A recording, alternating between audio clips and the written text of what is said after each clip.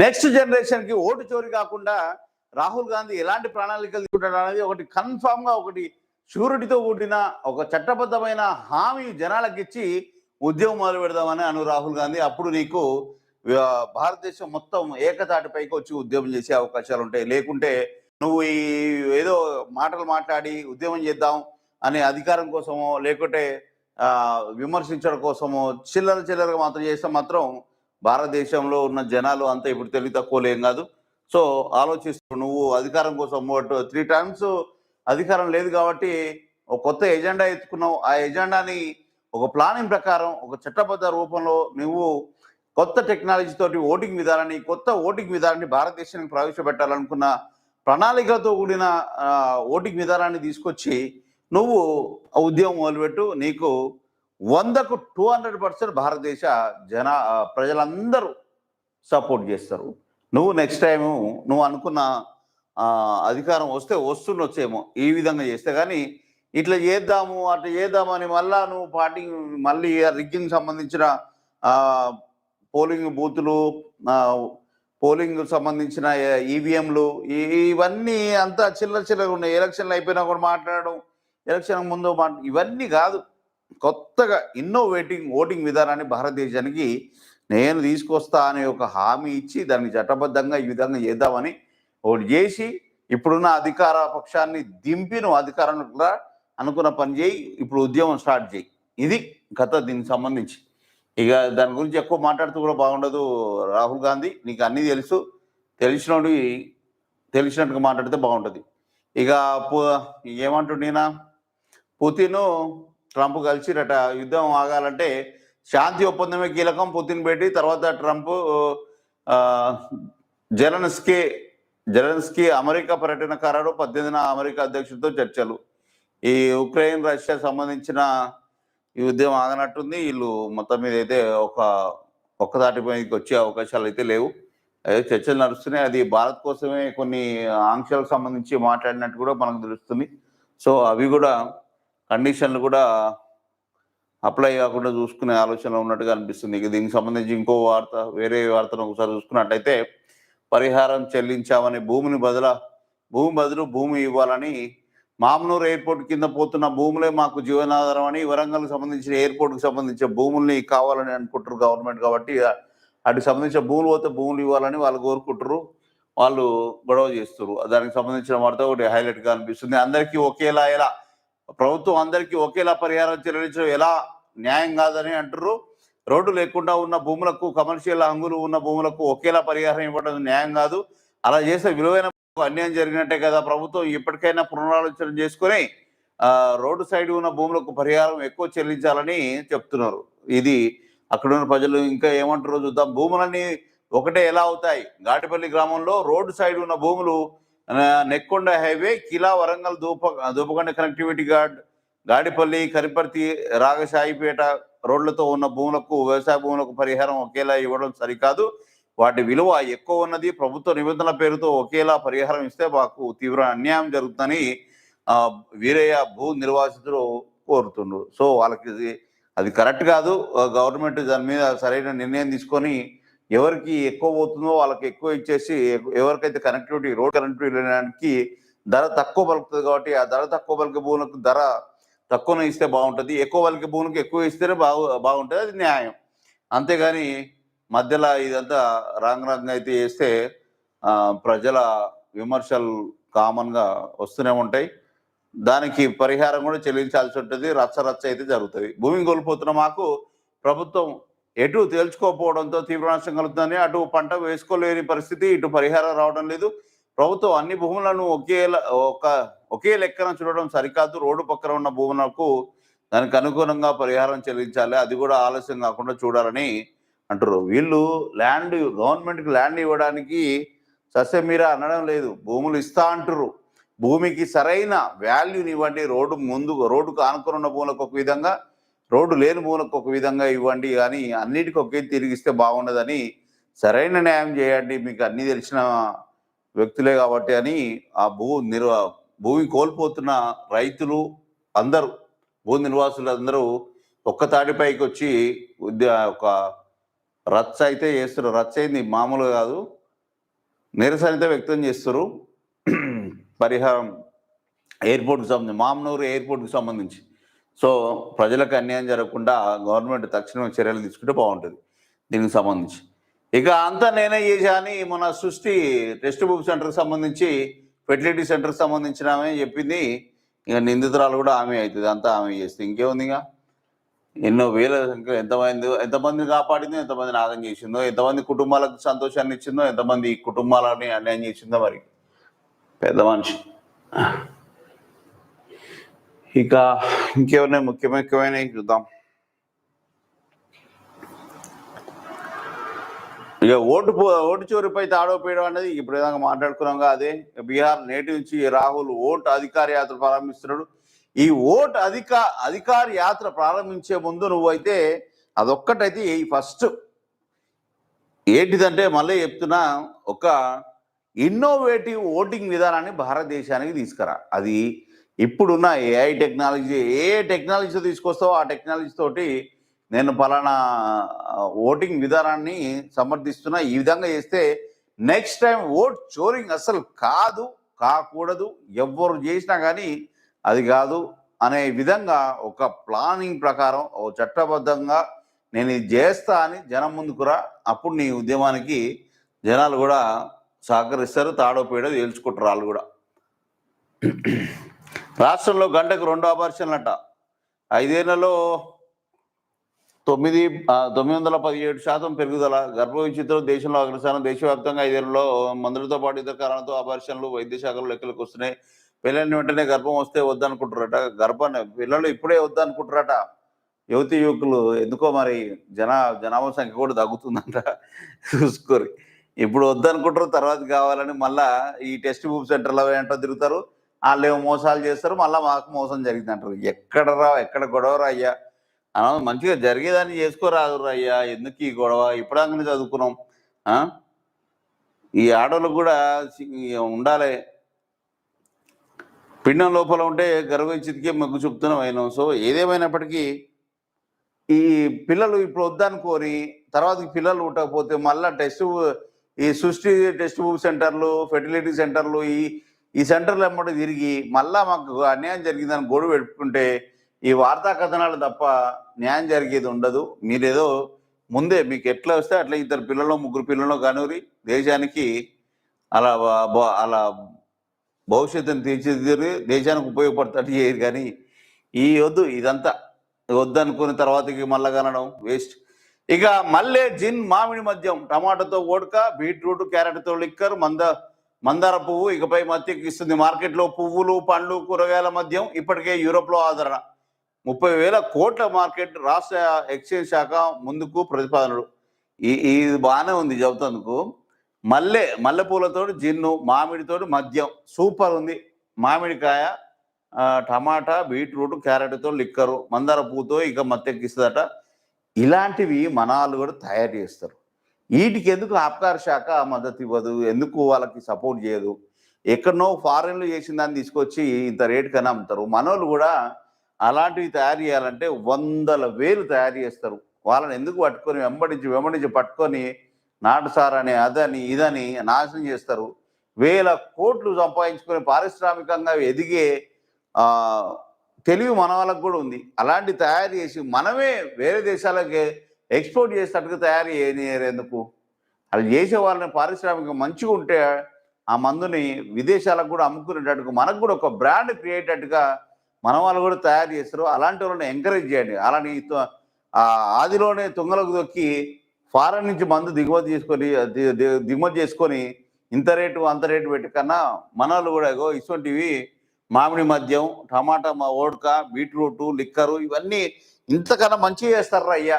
ఆ తెలివి మనలోకి ఉంది. కాపీ కొట్టడంలోనే కానీ చేయాలనుకుంటే ఏదైనా చేస్తారు. దాన్ని ఎంకరేజ్ చేయండి. మన మందు కూడా బ్రాండ్ క్రియేట్ చేసి విదేశాలకు అమ్మి విదేశీ డబ్బుని మన దేశానికి తీసుకురారి. మన దేశం డబ్బే విదేశాలకు పోతుంది. ఇది దారుణం. ఇప్పుడు ఇక కొత్త అవతారాలు ఎత్తుతున్నారు జనాలు, టేస్ట్లకు మరిగిరు. సో మనం కూడా అవన్నీ చేస్తే బాగానే ఉంటుంది కదా. ఇక ఆర్కే కొత్త పలుకులు ఏదో మాట్లాడుతున్న చూద్దాం. పులివెందుల పులి పిల్లి శాపనార్థులట. దీనికి సంబంధించి మొన్న ఎలక్షన్ సంబంధించి ఏమో వీళ్ళు మొత్తం టీడీపీకి సంబంధించిన ఉంటుంది. ఇక పులో పిల్లో మళ్ళీ నెక్స్ట్ అసెంబ్లీ ఎన్నికలప్పుడు తేలుతుంది. అప్పుడు ఒక కొత్త ఓటింగ్ విధానంతో మంచిగా వస్తే అప్పుడు క్లియర్గా తేలుతుంది రామకృష్ణ ఆర్కే గారు. అప్పుడు చూసుకోవచ్చు దీని సంగతి.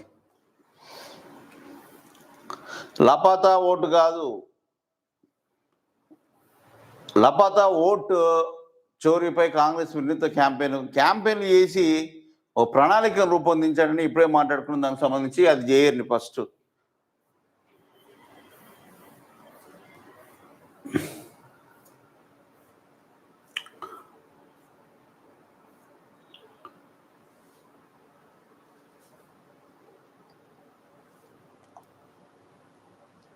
ఇంకేమన్నా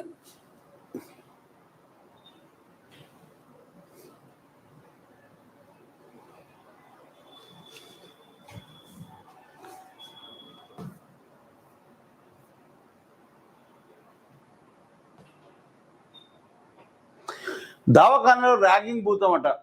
జూనియర్లకు సీనియర్లు నరకం, మర్యాద ఇవ్వకుంటే డ్యూటీలో వివక్ష. ప్రభుత్వ ఆసుపత్రిలో సీనియర్ల వేధింపులు, ఇబ్బందులు పడుతున్న జూనియర్ సిబ్బంది. వైద్య శాఖలో వివక్షలు పట్టించుకొని అధికారులు. ఇది మరీ దారుణంగా ఉంది. జనగామలో కళాశాలలో కలిగించే ర్యాగింగ్ ఇప్పుడు ప్రభుత్వ దవాఖానలో. ఒకప్పుడు కళాశాలలో ర్యాగింగ్ జరిగేది కాలేజీలల్లో, ఇప్పుడు హాస్పిటల్లోనే జరుగుతుందంట. సీనియర్లు జూనియర్లు అని ఇవంతా ర్యాగింగ్ జరుగుతుందంట. నమస్తే పెట్టకపోతే ర్యాగింగ్ చేస్తున్నారట. ఇది దారుణం అండి, ఇది మరీ దారుణం.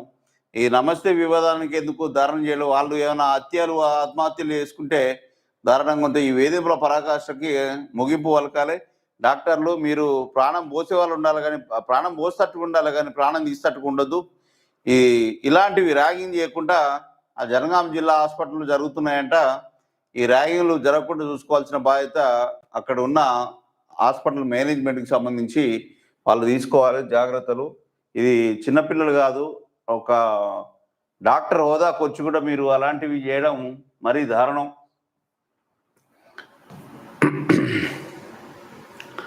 ఇక కాంగ్రెస్ కిరాక్ స్ట్రాటజీ అట. జూబ్లీస్ లో కులాల వారిగా గ్రూప్ మీటింగ్స్, సామాజిక వర్గానికి మంత్రి చొప్పున ఇన్ఛార్జ్ బాధ్యతలు. మంత్రి తుమ్మల, పొన్నం, వివేక్ మానిటరింగ్. ఉప ఎన్నికలకు టాస్క్ తీసుకున్న సర్కార్. అభ్యర్థి ప్రకటించకుండా క్షేత్ర స్థాయిలో ప్రచారం. ప్రజల మద్దతు కూడగడుతున్న సర్కార్. జూబ్లీస్ నియోజకవర్గంలో కాంగ్రెస్ కీలక స్ట్రాటజీని అవలంబిస్తుంది. కులాల వారిగా ఓటు బ్యాంకులు పొందేందుకు ప్లాన్ చేస్తుంది. కులాల వారిగా ఆత్మీయ సమ్మేళనాలు, గ్రూప్ మీటింగ్స్ ఏర్పాటు చేసి కాంగ్రెస్ వైపు నిలబడాలని సూచిస్తుంది. ఇప్పటికే 3 మంత్రులను ఇన్ఛార్జిగా నియమించింది. ఓకే, కాంగ్రెస్ ఒక గిరాక్ స్ట్రాటజీ తోటి ఇప్పుడే స్టార్ట్ చేసిందంటే ఆల్రెడీ. అక్కడ కులాల వారిగా మీటింగ్లు పెట్టి అక్కడ ఆత్మీయ సమ్మేళనాలు అన్ని ఎవ్రీథింగ్ చేసి అక్కడ సీట్ నెట్టైనా కొట్టుకునే ప్రయత్నంగా కాంగ్రెస్ ఆలోచన చేస్తున్నట్టుగా మనకి ఇక్కడ న్యూస్ హైలైట్ అయిపోయింది. అది రియల్గానే చేస్తుండొచ్చు. కసిమేన ఉంది కాంగ్రెస్ అని చెప్పుకోవచ్చు మనం. బీజేపీలో కొత్తగా అట. హైదరాబాద్ చుట్టుపక్కల జిల్లాలో ఇన్ఛార్జ్ పోస్టులు రద్దయ్యే ఛాన్సు. పార్టీ పేరిట సొంత వ్యాపారాల్లో పలువురు నిమగ్నమైనారట. పార్టీ ప్రయోజనాల పరంగా పెడుతున్నారనే విమర్శలు. వ్యాపారం కోసం నచ్చిన జిల్లాకు ఇన్ఛార్జిగా బాధ్యతలు. అధ్యక్షుడు అందిన రహస్య నివేదిక. వచ్చే ఎన్నికల్లో తెలంగాణలో అధికారంలోకి రావాలని బీజేపీ వ్యూహాత్మకంగా అడుగులు వేస్తుంది. ఇది సాధ్యమా? వచ్చే ఎన్నికల్లో బీజేపీ అధికారంలోకి రావడం సాధ్యమా? ఇంకా తాత తరం రావాలి, ఇంకా అంత సీన్ లేదు. బీజేపీ వ్యూహాత్మకంగా అడుగు పెడుతుందట. అంత కష్టం. ఆపరేషన్ ఆకర్షణ బీఆర్ఎస్ నుంచి తప్ప నీకు వేరే పార్టీ నుంచి అయితే నీకు రారు. బీఆర్ఎస్ నుంచి ఎందుకు వస్తారంటే వాళ్ళని ఇప్పుడు ఎలాగా కేసుల నుంచి బయటపట్టేలా ఉండడం కోసం వాళ్ళు కొంతమంది ఎమ్మెల్యేలని నెలకొకరి చొప్పున పంపించే ఆలోచనలు ప్లానింగ్ చేస్తుంది. అది మీకు అనుకూలంగా ఆపరేషన్ లాగా మీకు కనిపిస్తుంది, కానీ అంత సీన్ అయితే లేదని నాకు అనిపిస్తుంది. అది దానికి సంబంధించిన కథ. ఇక వాళ్ళు ఇన్ఛార్జీలు అంటే ఇప్పుడు ఇన్ఛార్జీలను తీసేసి వేరే వాళ్ళని పెట్టుకుంటే రేపు నీకు క్యాంపెయిన్ చేయడానికే కానీ ఆ ఎలక్షన్ సంబంధించి ఓటింగ్కి వెళ్ళడానికే కానీ రేపు మీకే ఇబ్బంది. అక్కడ రియల్ ఎస్టేట్ వాళ్ళు వ్యాపారాలు చేసుకొని కొన్ని పైసలు సంపాదించుకొని పార్టీకి ఫండ్ ఇస్తేనే రేపు నీ పార్టీ అధికారంలోకి వస్తుంది. కొన్ని సీట్లు అయినా పెరిగే అవకాశాలు ఉంటాయి ఫండింగ్ చేస్తుంది. వాళ్ళకి కూడా బిజినెస్ చేసుకునే కూడా నువ్వు వాళ్ళ మార్చేస్తా అంటే నీకు అడుగు పెడతానికి ఉండదు. మొత్తం నువ్వే దూసుకొని పోవాలి అధ్యక్షుడు ఉన్నప్పుడు అని అనుకుంటే రామచంద్రరావు నీకు కష్టం అవుతుంది. చుట్టుపక్కల ఉన్న జిల్లాలో ఇన్ఛార్జిలో పోస్టులు రద్దయ్యే ఛాన్స్ అట. ఈ పోస్టులు ఇవో కథ. పిల్లలు వద్దనుకుంటారట, జర కనురయ్యా, వద్దనుకుంటే వాళ్ళకు కష్టమవుతుంది. ముసురు జనజీవనం అస్తమిస్తాం, బంగాళాఖాతం అల్పపీడనం వర్షాలకు సంబంధించిన న్యూస్ ఒకటి అలర్ట్ అవుతుంది. దానికి సంబంధించి ఇంకోటి, తెలంగాణలో మార్వాడి గో బ్యాక్ గోల రచ్చ రేపుతుంది. రేపు ఆమనగల్ బంద్కు పిలుపునిచ్చింది. తెలంగాణ ఉద్యమాన్ని గుర్తు చేస్తున్న లోకల్ వ్యాపారులు ఆనాడు ఆంధ్ర పెత్తందారులపై తిరగబడ్డాం, ఇప్పుడు మార్వాడీలను తరిమి కొడదామనే పిలుపు ఒకటి సోషల్ మీడియాలో హల్చల్ అవుతుంది. న్యూస్ టీవీలలో కూడా చాలా వరకు హల్చల్ అవుతుంది. మొన్న ఒక వ్యక్తిని కొట్టి మార్వాడీలు దారుణంగా కొట్టినందుకు ఈ మార్వాడి గో బ్యాక్, వాళ్ళు మార్వాడీలను గో బ్యాక్ అంటే వాళ్ళని వెళ్ళిపో అంటలేరు. బిజినెస్ చేసే వాళ్ళు చాలా జాగ్రత్తగా బిజినెస్ చేసుకోండి. సెకండ్ హ్యాండ్ వస్తువులు తీసుకొచ్చి ఫస్ట్ మాల్గా ఏక్ నెంబర్ మాల్గా అమ్ముతున్నారు. అది చాలా వరకు మైనస్. ఇంకా మొత్తం రాష్ట్ర ఖజానాని మార్వాడి 50 లక్షల మంది ఎంతమంది, వాళ్ళ 50,000 50 లక్షల ఎంతమంది మొత్తం మీద అయితే మీరు దోసుకుపోతున్నారు, మిగతా వారికి ఛాన్స్ లేకుండా చేస్తున్నారు అని కూడా ఒక నడుస్తుంది, ఒక వివాదం అయితే నడుస్తుంది. దివ్య రూపం తలుస్తుంది మార్వాడి గో బ్యాక్ అనే నినాదం. ఇది రాష్ట్రం మొత్తం హల్చల్ చేస్తుంది. వారిని వెళ్ళగొట్టే హక్కు ఎవరికి లేదన్న పిసిసి, అలాగే మొన్న బీజేపీ కూడా వాళ్ళని సమర్థిస్తుంది. మార్వాడీలకు మద్దతిస్తున్న బీజేపీ ఎందుకు సమర్థిస్తుంది అంటే, బీజేపీ సెంట్రల్ నుంచి వాళ్ళకు సంబంధించిన మిగతా రాష్ట్రాలకు సంబంధించిన వ్యాపారులే తెలంగాణకు వచ్చి వ్యాపారాలు పెట్టుకొని షాపులు పెట్టుకొని వాళ్ళు సొంతంగా వేరే నాయకులే డబ్బులు ఇచ్చి వీళ్ళని వ్యాపారాలకి ప్రోత్సహిస్తే మిత్తిలకా లేకుంటే వాళ్ళే సొంతంగా పెట్టి ఒకప్పుడు విదేశీయులు ఎట్లొచ్చి మన వర్తకం చేసుకొని మనల్ని కొల్లగొట్టుకుని పోయారో, ఇప్పుడు గుజరాతీలు, రాజస్థానీలు, బీహారీలు వచ్చి మన రాష్ట్రంలో షాపులు పెట్టుకొని వర్తకం చేసుకొని మన అధికారాలని కొల్లగొట్టుకుని మన రాజకీయంగా ఇక్కడ వాళ్ళు రాజకీయ అధికారాన్ని కూడా కొల్లగొట్టే స్థాయికి వాళ్ళు ఎదుగుతున్నారు, మన మీద దాడులు చేస్తున్నారు. అందుకే go back, Marwadi go back అనే నినాదం హైప్ అందుకుంది. మొత్తం మీద ఉద్యమాల పొరటిగడ్డ అయిన తెలంగాణలో మరో ఉద్యమం ఊపందుకుంటుంది. రాష్ట్రంలో మార్వాడీలను తరిమి కొడదామని లోకల్ వ్యాపారులు పిలుపునిచ్చారు. అంతేకాదు సోమవారం ఆమనగల్ బంద్ నిర్వహిస్తున్నారు. ఇది కొద్దిగా రాష్ట్రం అంతా విస్తరించాలని చూస్తున్నారు. ఇటు మార్వాడి గో బ్యాక్ అనే నినాదం రాజకీయ రంగు పులుముకుంటుంది. లోకల్ వ్యాపారులకు లెఫ్ట్ పార్టీలకు చెందిన వారు మద్దతిస్తున్నారు. లోకల్ వ్యాపారులకు లెఫ్ట్ పార్టీలకు చెందిన వ్యాపారులు మద్దతిస్తుంటే వీళ్ళేమో కొంతమంది గో బ్యాక్ అంటారు. ఎందుకు అంటారు అంటే, మీరు ఎక్కడి నుంచో వచ్చి మా మీద దాడి చేసి వ్యాపారం చేసుకొని మా డబ్బుని కొల్లగొట్టుకొని లోకల్ మాల్ సెకండ్ హ్యాండ్ మాల్ని ఫస్ట్ హ్యాండ్ మాల్గా అమ్ముకొని వెళ్ళిపోతున్నారు. మీరు జిఎస్టీ కూడా కట్టట్లేదు. మీకు అక్కడ రాజకీయ నాయకులు, కేంద్రం నుంచి రాజకీయ నాయకులు పెట్టే డబ్బునే మళ్ళీ ఇక్కడ మా కాడ షాపులు పెట్టుకొని వాళ్ళకి రాజకీయంగా ఎన్నికల ఫండ్ ఇస్తున్నారు తప్ప మాకేమి చేయట్లేదు. మీరు మీ లాభాలు మీరు చూసుకుంటున్నారు, ఇక్కడున్న వ్యాపారాలను నష్టపరుస్తున్నారని తెలంగాణ వాదన. తెలంగాణకు సంబంధించి ఒక్కసారి అది ఉద్యమం పొందాలిస్తే తెలంగాణ పొరటిగడ్డ, అది ఉద్యమాల గడ్డ.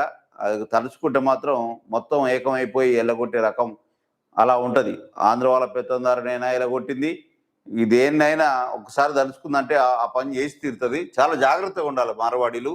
మీ వ్యాపారం మీరు చేసుకోవాలి, బతుకొద్దని అంటలేరు, కానీ బతుకు తెరువుకొచ్చి ఇక్కడున్న వాళ్ళని బాదుతా తంతా ఇక బద్దలు వలగొడతా అంటే ఇక్కడున్న వాళ్ళు బద్దలు వలగొట్టి ఇలా కొడతారు. ఆంధ్ర వాళ్ళకి ఎట్టయిందో తెలుసు కదా, అట్నే అవుతుంది. మెల్లమెల్లగా మీరు ఏదో పెత్తనం చేయాలని చూస్తుంటారు.